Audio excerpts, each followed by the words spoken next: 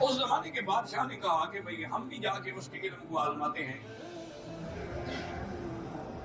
کہ کیا واقعی اس کے پاس اس قسم کا علم ہے کہ وہ خبریں بتا سکتا ہے۔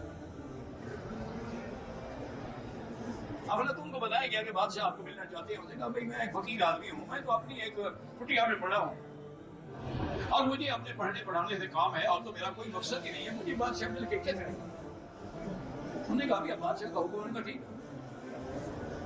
کچھ لوگوں نے کہا کہ افلاطون ایسا کرو اس کے شکل میں تم چلے جاؤ۔ میں کیوں جاؤں، مجھے تو غلط ہے نہیں، میں کیوں جاؤں کرنے۔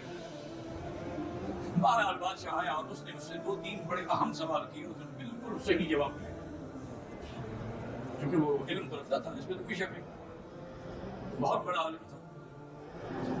بادشاہ بڑا خوش ہوا، اس نے کچھ انعام دینا چاہا۔ بعد کہا مجھے اس کی کیا ضرورت ہے، مجھے یہ بتائیں میں پیسے لے کے کیا کروں، نہ میری بیوی نہ بچے نہ خرچانا کسی میں کھانی، یہ آپ کسی اور کو دے دیں۔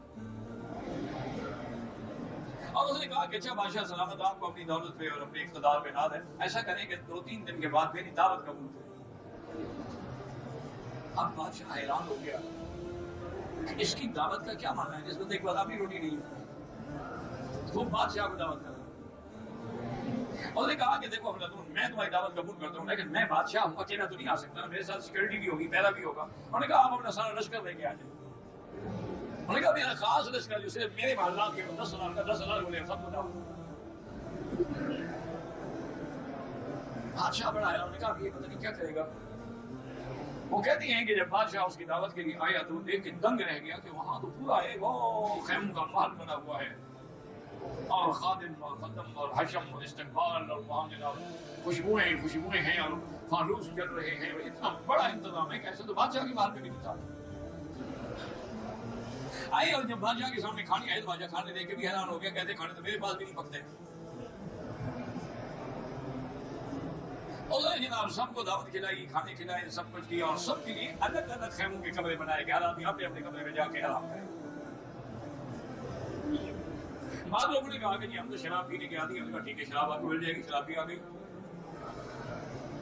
بادشاہ ساری رات نہیں طرفتے رہے، گانے سنتے رہے، شرابیں پیتے رہے اور حیران کے ہوتے رہے کہ یہ ایک فقیر بندہ اور یہاں تو کوئی جگہ نہیں تھی، میدان بھی بن گیا، خیمے بھی لگ گئے، ہمارا استقبال بھی ہو گیا۔ رات کو آرام سے سو گئے، صبح جب اٹھے تو سب کے پاجامے گند سے خراب ہو چکے تھے، گندگی تھی اور پاجامے سب نے پکڑے ہوئے تھے دھونے کے لیے، نہ محل ہے نہ خیمے ہیں نہ کچھ ہے۔